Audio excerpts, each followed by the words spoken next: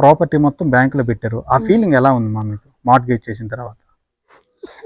చెప్పండి, ఒక మాట చెప్పండి. అది చాలా పెయిన్ఫుల్. అది మా పిల్లల భవిష్యత్తు కూడా అందులో ఉంటుంది. మా భవిష్యత్తే కాదు, మా పిల్లలు కూడా అందులో ఉంటుంది. ఒక నమ్మకంతో వెళ్తున్నాం అంతే. రిఫార్మ్ అనే ఆలోచన మీకు ఎందుకు వచ్చింది? మీరు యాజ్ ఏ సాఫ్ట్వేర్ ఎంప్లాయీగా దాదాపు ఒక 30 సంవత్సరాల అనుభవం ఉంటుంది. ఎందుకు పెట్టారు ఈ డైరీ ఫామ్? మీరు చూస్తున్నారు పాటిసిల్లు యూట్యూబ్ ఛానల్. ఈ రోజు మేమున్న లొకేషన్ ఫామ్ వచ్చేసి చాగలకొండ గ్రామం, వింజమూరు మండలం, నెల్లూరు జిల్లాలో ఉందండి. యాక్చువల్గా ఈ ఫామ్ అనేది NDDB national dairy development board కింద శాంక్షన్ చేశారు.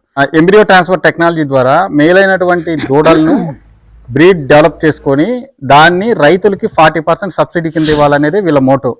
మాధవ్, అసలుకి మీ ఈ ఏజ్లో మంచి సాఫ్ట్వేర్ జాబ్ చేస్తూ అబ్రాడ్లో ఉన్న మీరు అసలు ఈ డైరీ ఫామ్ పెట్టాలన్న ఆలోచన యూట్యూబ్లో చూసి వచ్చిందా, లేకుంటే మీ ఎక్స్పీరియన్స్ చేసి ఆల్రెడీ పెట్టిన అనుభవం ఏమన్నా ఉందా మీకు? ఇది యూట్యూబ్ అని కాదు మాధవ్, మాకు చిన్నప్పటి నుంచి మేము చూస్తూ పెరిగాం. మా ఇంట్లో పశువులు ఉండేవి. మా అంటే ఇంత పెద్దగా అని కాదు, మా కొట్టం ఉండేది చిన్నది. మాది బ్రాహ్మణ్ కమిటీ. ఇంట్లోనే ఆవులు ఉండేవి. ఆవు పాలు తీసుకోవడం, ఇంట్లో మా అమ్మమ్మ మా అమ్మ వాళ్ళు చేయడం, అది చూస్తూ పెరిగాం మేము. చూస్తూ పెరిగాం. కానీ కాలక్రమేణా మేము చదువుకోవడం, మా కెరీర్ పరంగా హైదరాబాద్ అండ్ అబ్రాడ్ వెళ్ళడం, సాఫ్ట్వేర్ లో చాలా చేస్తున్నాం. కానీ బట్ ఎందుకో సాటిస్ఫాక్షన్ లేదు. సంథింగ్ ఏదైనా రూట్స్ చేయాలి, ఊరి కోసం, ఉన్న ఊరి కోసం ఏదైనా చేయాలి వెనక్కి అన్న ఒక ఆలోచన ఫస్ట్ థింగ్. సెకండ్ థింగ్, చాలా న్యూస్ చూస్తున్నాను. అంటే మంచి పాలు దొరకట్లేదు బయట, మంచి బ్రీడ్ డెవలప్ కావట్లేదు ఇండియాలో. బయట మాకు చాలా మంచిగా ఉంటాయి. ఒక ఫామ్ కి వెళ్ళి చూస్తే నేను అబ్రాడ్ లో ఒక 25,000 కౌస్ ఇన్ రో కట్టు ఉంటాయి. ఫుల్లీ ఆటోమేటెడ్ ఫార్మ్స్ ఉంటాయి. ఆస్ట్రేలియా నుంచి తెప్పిస్తారు ఫార్మ్స్. ఒక్కొక్క కౌ 30-40 లీటర్స్ మిల్క్ ఇస్తుంది ఒక పూటకి. అంతంత ఏళ్ళు ఉన్న కౌస్ నేను చూసాను అక్కడ. ఇంత బాగుంది ఇక్కడ, మన దగ్గర ఎందుకు ఇంత పెద్దగా చేయలేకపోతున్నాం మనం అన్న ఒక ఆలోచనలోంచి, అండ్ చిన్నప్పుడు నేను చేసిన ఆలోచన. అండ్ కొంత ఎంప్లాయ్మెంట్ క్రియేట్ చేయొచ్చు. ఇన్నాళ్ళు నేను ఏదో కొంత సేవింగ్స్ ఉన్నాయి, కొంత ప్రాపర్టీ ఉంది, ఇదంతా పెట్టి ఒకటి చేస్తే కొంత ఎంప్లాయ్మెంట్ క్రియేట్ అవుతుంది నేను ఉన్న ఊరికి. అట్ ద సేమ్ టైం మంచి మిల్క్ ప్రొడ్యూస్ అవుతుంది, మంచి బ్రీడ్ డెవలప్ చేయొచ్చు. అండ్ త్రూ IVF టెక్నాలజీ కావచ్చు, వాట్ ఎవర్ ఎంబ్రియో టెక్నాలజీ తోటి మాకున్న ఈ ప్రాజెక్ట్ లో అదే చేయాలి మేము యాక్చువల్ గా. మేము ఇప్పుడు వచ్చిన ప్రాజెక్ట్ లో దాంతో చేస్తూ మంచి బ్రీడ్ డెవలప్ చేయొచ్చు. ఇదంతా నాకు వచ్చిన ఫ్లో ఆఫ్ థాట్స్ ఇవంతా. అండ్ దీంట్లో ఏం చేశానంటే, టు స్టార్ట్ విత్ 2021 కోవిడ్ టైంలో మేము మా ఊరి దగ్గరే ఒక లీజ్ ల్యాండ్ లో ఒక చిన్న ఫార్మ్ స్టార్ట్ చేసాం. ఎట్లా ఉంటుంది చూద్దామని చెప్పి అది ఒక 30 కౌస్ వచ్చింది. It was going well, successful గా వెళ్తూ ఉండింది. ఆ ఫ్లో లో నాకు ఈ NDDB రాష్ట్రీయ గోకుల్ మిషన్ ఉంది. అండ్ దీని ద్వారా వెళ్ళొచ్చు, ఎక్స్పాండ్ చేయొచ్చు దీన్ని. కొంతవరకు గవర్నమెంట్ సపోర్ట్ ఉంది ఇందులో అని నాకు తెలిసింది త్రూ బ్యాంకర్ ద్వారా, త్రూ బ్యాంక్ మేనేజర్ ద్వారా తెలిసి, అండ్ బ్యాంక్ ని అప్రోచ్ అవడం, అండ్ కొలాటరల్కి వెళ్ళడం. అంటే ఈ ప్రాసెస్ అంత సింపుల్ అని నేను చెప్పను. This is bit tough process only. కొత్తగా వచ్చే వాళ్ళకి నేను చెప్తాను ఇది. NDDB స్కీమ్ లో 50% అనేది అసలు ఎందుకు ఇస్తున్నారు సబ్సిడీ మనకు? బేసిక్ గా ఈ రాష్ట్రీయ గోకుల్ మిషన్ కింద NDDB ఇచ్చే ఈ 50% సబ్సిడీ, ఇది నరేంద్ర మోడీ గారు చేసే చాలా మంచి కార్యక్రమం. ఇది ఇండియాలో ఫస్ట్ టైం నేను బయట ఉండి విన్నాను. ఇది మంచి బ్రీడ్ డెవలప్ అవ్వాలంటే being a non commercial projects ఇవి. అంత కమర్షియల్ పెట్రోల్ బంక్ లాగానో లేదా లిక్కర్ ఫ్యాక్టరీస్ లాగానో కల్లాపెట్ట ఓపెన్ చేసి డబ్బులు తెచ్చుకునే ప్రాజెక్ట్స్ కాదు ఇవి. దీని వెనకాల చాలా పెయిన్ ఉంటుంది, చాలా ఎమోషన్ ఉంటుంది. ఒక లైవ్ క్యాటిల్ తో డీల్ చేస్తాం, డే టు డే దాన్ని చూస్తాం. ఒక బిడ్డ పుట్టడం, నా వైఫ్ ఇందాక చెప్పినట్లు ఒక బిడ్డ పుట్టడం, దాన్ని మాయ తీయడం, ఒక చూస్తే ఇంట్లో అమ్మ డెలివరీ చేసినట్టు అనిపిస్తుంది మాకు. అమ్మ పాలిస్తే బిడ్డకి ఎలా ఉంటుందో ఆ ఫీలింగ్ ఉంటుంది మాకు. సో అంత మంచి ప్రాజెక్ట్ కి నరేంద్ర మోడీ గారు ఇంత సపోర్ట్ చేయడం అనేది చాలా మంచి విషయం. ఫస్ట్ థింగ్, ఈ ప్రాజెక్ట్ కి 50% ఎందుకు ఇస్తున్నారు అంటే, మంచి బ్రీడ్ డెవలప్ చేయాలి. అండ్ లోకల్ గా ఎవరైతే పూర్ ఫార్మర్స్ ఉన్నారో, ఎవరైతే ఇంత పెట్టి ఇప్పుడు ఒక క్యాటిల్ కొనాలంటే మీరు రేట్ చూస్తున్నారు, ఒక మంచి బ్రీడ్ ఉన్న క్యాటిల్ కొనాలంటే మినిమం 1.5 లక్షలు దొరకట్లేదు. అలాంటి క్యాటిల్ ని లోకల్ గా అట్లీస్ట్ సబ్సిడైజ్డ్ రేట్ కి వాళ్ళకి అందుబాటులో ఉన్న ధరలో కొంతవరకు ఒక 30% క్యాటిల్ వరకు ఆ బేబీస్ డెవలప్ చేసి మేము ఇవ్వగలగాలి. లోకల్ గా ఫార్మర్స్ వాటిని తీసుకొని వాళ్ళు కొంత డెవలప్ అవ్వాలి, ఎకానమీ డెవలప్ అవ్వాలి టోటల్ గా, అండ్ లోకల్ ఎంప్లాయ్మెంట్ జనరేట్ అవ్వాలి. ఇదంతా దీని బిహైండ్ ఉన్న మోటో. బేసిక్ గా మోటో ఏంటన్నా, దూడల్ని లక్ష్యంగా బ్రీడ్ తయారు చేయడమా, రైతులకి ఈ డైరీ తరపున క్వాలిటీ తగినటువంటి బ్రీడ్ దూడల్ని ఇవ్వడం, ఏంటి మోటో? దీని మెయిన్ మోటో అయితే మంచి బ్రీడ్ డెవలప్ చేయడం, మంచి బ్రీడ్ డెవలప్ చేసి ఫస్ట్ ఇందులో మా ప్రాజెక్ట్ మోడల్ ఏంటంటే from NDDB Rashtriya Gokul mission మాకు ఈ ప్రాజెక్ట్ 50% సబ్సిడీ ఎందుకు ఇస్తుందంటే, నేను ఈ డైరీ ఫామ్ కి సంబంధించిన ఒక రీల్ అప్లోడ్ చేస్తే అందరూ దీనికి సంబంధించిన డీటెయిల్స్ అడుగుతున్నారన్న. ఈ ఎన్డీడీబీ స్కీమ్ కింద తీసుకున్నటువంటి ఈ డైరీ ఫామ్ లోన్ అనేది అసలు ప్రాసెస్ ఎలా ఉంటుంది? ఏమన్నా మార్ట్గేజ్ చేయాలన్నా? మార్ట్గేజ్ చేయాల్సి వస్తుంది మాధవ్ దీనికి. ఇది బేసిక్ గా ఇది వచ్చేసి 4 crores ప్రాజెక్ట్. ఇది టోటల్ వర్త్ వచ్చేసి 4 కోట్ల ప్రాజెక్ట్. అందులో 50% సబ్సిడీ వస్తుంది మనకి గవర్నమెంట్ వైపు నుంచి. అంటే చెప్పినంత ఈజీ కాదు అది, సబ్సిడీ రావడం అనేది కూడా. చాలా రూల్స్ అండ్ రెగ్యులేషన్స్ ఉంటాయి, వాళ్ళ క్రైటీరియా చాలా ఫాలో అవ్వాల్సి వస్తుంది మనం. ఈ మధ్య ఫండింగ్ అప్పుడు అది 4 crores ఒకసారి ఇవ్వరు, బై 8 చేసి ఒక్కోసారి 25 lakhs లెక్కన ప్రతి 25 lakhs మనకు రావాలి అంటే ఇంత క్రైటీరియా అని దాన్ని కంప్లీట్ చేస్తూ వెళ్ళాలి. ఒకసారి షెడ్ ఫస్ట్ వచ్చేసి ల్యాండ్ చూసి అంత కరెక్ట్ గా ఉంది అంటే ఫస్ట్ 25 lakhs ఇస్తారు. తర్వాత షెడ్స్ కంప్లీట్ చేశాక ఓన్లీ క్యాటిల్ షెడ్స్ ఇంకో 25 lakhs ఇస్తారు. తర్వాత మిగతా షెడ్స్ అంతా కంప్లీట్ చేశాక ఇంకో 25 lakhs వస్తుంది. సో ఇట్లా ప్రతి 25 lakhs కి ఒక్కొక్క క్రైటీరియా కంప్లీట్ చేస్తూ వెళ్ళాలి మనం. ఒక్కొక్క హర్డిల్ ని దాటుకెళ్ళడం అనేది చాలా పెద్ద ఛాలెంజ్ ఇక్కడ. అది ప్రతి ఒక్కరికి నేను చెప్పాలనుకుంటున్నాను. 2 crores అనగానే ఇది సబ్సిడీ కోసం లేదా సబ్సిడీ చాలా ఈజీగా వచ్చేస్తుంది అన్న ఒక చిన్న మైండ్ సెట్ తో ఉంటారు. బట్ ఇది అంత ఈజీ అయితే కాదు, చాలా చాలా కష్టం. ప్రతి హర్డిల్ ని దాటడం అనేది చాలా టఫ్ ఉంటుంది. రియలిస్టిక్ గా చెప్తున్నాను, నేను గో త్రూ అవుతున్నాను ఇప్పుడు. అండ్ బ్యాంక్ నుంచి కూడా లోన్ అప్రూవ్ అవ్వాలి అంటే మనం ఇప్పుడు 2 crores అనే 50% అనేది ఎన్డీడీబీ ఇస్తుంది. కొరవ 50% లో 20% కస్టమర్ కాంట్రిబ్యూషన్. కొరవది మనం లోన్ కి వెళ్ళొచ్చు, లేదా ఇంకొంచెం లోన్ అమౌంట్ తగ్గించుకొని ఇంకొద్దిగా మనం కస్టమర్ కాంట్రిబ్యూషన్ పెంచుకోవచ్చు. బట్ వాట్ ఎవర్ బ్యాంక్ వైపు నుంచి లోన్ కొంత తీసుకోవాలి ఖచ్చితంగా. ఎందుకంటే బ్యాంక్ లోన్ ఇచ్చింది అంటే వాళ్ళు ఇక్కడ లోకల్ వెరిఫికేషన్ చేస్తారని చెప్పి ఎన్డీడీబీకి ఒక గ్యారంటీ ఉంటుంది. అందుకని బ్యాంక్ ఖచ్చితంగా అప్రోచ్ అవ్వాలి. కొంత అమౌంట్ అయినా ఒక 50 lakhs అట్లీస్ట్ బ్యాంక్ నుంచి తీసుకోవాలి. నేను 1.6 తీసుకున్నాను, దానికి ఈక్వల్ కొలాటరల్ పెట్టాలి. నా ప్రాపర్టీస్ అంతా బ్యాంక్ లో పెట్టేశాను కంప్లీట్ గా. నా ప్రాపర్టీస్ నాకున్న దానికి ఈక్వలెంట్ ఎంత ప్రాపర్టీ కావాలో అంత నేను బ్యాంక్ లో పెట్టి లోన్ తీసుకొని. అండ్ బ్యాంక్ ప్రతిసారి ఇప్పుడు 20% మనం ఏదైతే ఉందో ఆ 20% ని బ్యాంక్ వాడు రిలీజ్ చేసి, బ్యాంక్ మేనేజర్ అమౌంట్ రిలీజ్ చేసే ప్రతిసారి 10% మనం కట్టుకుంటూ వెళ్ళాలి మన కంట్రిబ్యూషన్, కస్టమర్ కాంట్రిబ్యూషన్ కింద. సో ఈ కస్టమర్ కాంట్రిబ్యూషన్ పెట్టడం కూడా ప్రతిసారి ఛాలెంజ్ అవుతుంది. ఒక్కొక్కసారి వాడు 25 lakhs చేస్తున్నాడంటే అందులో 2.5 lakhs or 5 lakhs నేను పెట్టాలి. సో ఇదంతా కూడా చాలా ఛాలెంజెస్ ఉంటాయి ఇన్ బిట్వీన్. మంచి టఫ్ ప్రాజెక్ట్. నేను ఈ ఏజ్ లో ఎందుకు దిగారు అన్న క్వశ్చన్ మీరు ఎందుకు అడిగారు. నా పాయింట్ ఆఫ్ వ్యూ లో ఏంటంటే age is just number. Okay, ఇంకొకటి నేను చూసాను ప్రపంచాన్ని, బయట బాగా తిరిగాను. అండ్ హైదరాబాద్ లో I lived enough, and Dubai లో ఉన్నాను. I lived enough, I travelled enough. And నాకు ఒక ప్రశాంతమైన ఎన్విరాన్మెంట్ లో గడపాలి అన్న ఆలోచనతో మొదలైంది ఇదంతా, నా రిటైర్మెంట్ లైఫ్. అండ్ దానికి నా భార్య పద్మజ, తన సపోర్ట్ చాలా ఉంది. వెళ్దామండి, ఏదైనా చేద్దాం, సొసైటీకి బ్యాక్ ఏదైనా ఇద్దాం. ఎన్నాళ్ళు బయట తిరిగాం కదా, కష్టం ఉంటుందని తెలుసు, నలుగుతున్నామని తెలుసు. బట్ స్టిల్ ఎందులో అయినా, ఏ బిజినెస్ లోకి ఎంటర్ అయినా నలగడం అనేది కామన్. ఇనిషియల్ హుకప్స్ అనేవి ఖచ్చితంగా ఉంటాయి. ఒక స్టెప్ పైకి వెళ్ళేంత వరకు ఈచ్ స్టెప్ చాలా జాగ్రత్తగా ఎక్కుతూ వెళ్ళాలి. అది దానికి మా కిరణ్ సపోర్ట్ కూడా చాలా ఉంది. లోకల్ గా ఉండి తను చేసుకుంటూ వస్తున్నాడు. ఈ ఫామ్ లో మోస్ట్లీ మీరు ఆవులతో స్టార్ట్ చేస్తున్నారా, గేదెలతో స్టార్ట్ చేస్తున్నారా? ఫస్ట్ గేదెలు తెద్దామని ప్లాన్. ఇది కమర్షియల్ కాబట్టి ఇనిషియల్ గా కొంచెం ఈ వెదర్ కొంచెం సస్టైన్ అయ్యి మాకు కొంచెం కమర్షియల్ గా మిల్క్ ఫ్లో అయ్యాక, ఇన్ఫాక్ట్ 100+100 చెప్పాను కదా, ఇందాక ఫార్మాట్ చెప్పాను కదా, ప్యారలల్ గా అవి రెండు ఇవి కొంచెం తేవాలి. నేను 100 ఆవులు 100 గేదెలు తేవాలి. ఫస్ట్ లో నేను యాజ్ ఫస్ట్ షెడ్ ఇది కంప్లీట్ చేసిన తర్వాత ఫస్ట్ షెడ్ కి నేను బ్యాంక్ సపోర్ట్ తోటి ఒక 50 గేదెలు 50 కౌస్ రెండు తీసుకొద్దామని నా ప్లాన్.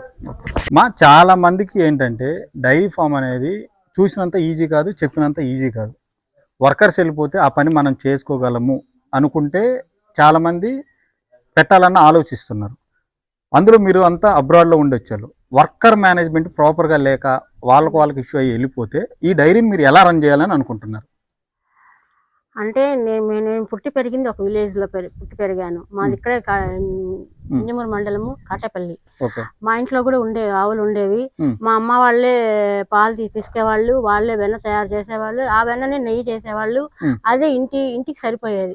అప్పుడు పాలు, వెన్న, నెయ్యి, మజ్జిగ, పెరుగు ఇవేమి కొనేవాళ్ళం కాదు. ఇంట్లో ఒక 4 బర్రెలు 4 ఆవులు ఉంటే అవే ఇంటిళ్ళ పాలకి సరిపోతాయి. అంతవరకు నాకు బేసిక్ తెలుసు. అంటే అవి వాటి గడ్డి ఏంటి, వాటి ఇదేంటి అని బేసిక్ తెలుసు.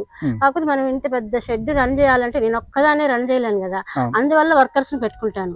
ఓకే కానీ వర్కర్స్ ని ఎలా మెయింటైన్ చేయాలి అనేది మనం చూసుకోవాలి. అంతే.